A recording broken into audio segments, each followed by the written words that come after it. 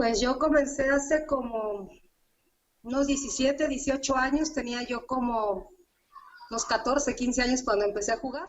México es uno de los países con más arcades y yo siento que se concentran mayor jugadores, un mayor número de jugadores en lo que es toda Latinoamérica. Híjole, para mí ha sido muy difícil entrar en este mundo de que lo gobiernan más los hombres y no me quiero ver feminista ni nada por el estilo, no soy de ese tipo. Pero sí me costó un poco que me aceptaran. De ahí me invitaban a torneos después de novatos, donde una vez gané uno, y poco a poco me fueron aceptando. Y era demasiado raro que yo encontrara una mujer en medio de tantos hombres, ¿no? Entonces, por eso yo creo que es un poco más complicado para las mujeres, a lo mejor involucrarse en el mundo del COF, pero en el antiguo. Y me ganó feo, y le volví a echar, y le eché como 10 veces, y no le pude ganar nunca. Y se burló de mí, pero tenía una bolita de amigos, entonces me fui a otra máquina y mandó a su amigo a que me sacara la otra máquina. El COF femenil en México, y hablo en México, es un poco complicado. La experiencia que yo he tenido no ha sido muy buena. Yo cuando me inicié ya existían mujeres que jugaban a niveles más altos que yo cuando me inicié. Él hizo un nacional, que fue el que yo primero fui, y también hizo el primer torneo femenil nacional. También por eso ¿Cómo, me aventé ahí. cómo es que se llama él? Le dicen Chabelo, pero en mis años de antaño, te hablo de 15, 16 años atrás, 17 o más, pues todo era por ser el mejor, por amor al arte, como dicen por ahí.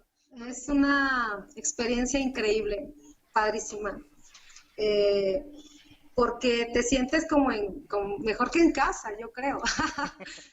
Bueno, mi enfoque inicial era convertirme en la mejor jugadora en mi país, bueno, femenil, pero después pues mi mentalidad cambió y elevó un poquito más. No, a mí no me quiso brindar esta persona la revancha, se quiso quedar solo con ese triunfo, se lo respeto adelante, pero en mi punto de vista pues eso no es una verdadera jugadora. Una verdadera jugadora es la que se mantiene y está hasta el final. Ahora mi propósito es convertirme en la mejor jugadora de CONS 2002 a nivel mundial. Ese es mi propósito. Yo ya coordinaba eventos. Yo fui de la mano entre ser jugadora y coordinadora de eventos. Yo llegué a hacer torneos nacionales varoniles para poder también hacer mis femeniles. Al inicio yo sola. Al inicio lo hice solo para promocionar el COF femenil, que es lo que te comentaba en un inicio, Sí, sí. para que los hombres conocieran a las mujeres. Empecé a ver los enfrentamientos, que él fue el primer pionero que empezó a enfrentar a México con otros países, como Brasil, como Perú, o sea, él fue el pionero. Es que es algo grande ver que alguien así, nada más de la nada agarre y toma, ahí está el jugador. O sea, de verdad es algo grande para mí, y no nomás para mí, para México. Ver que se preocupe porque se enfrente, porque México destaque, sin ser mexicano. Entonces mi mamá como que dice, por un momento así me llega a decir, no sé si sentir orgullo, porque mi hija es muy famosa a nivel ya internacional, pero de videojuegos. Ay, es que 2002 es una versión muy completa.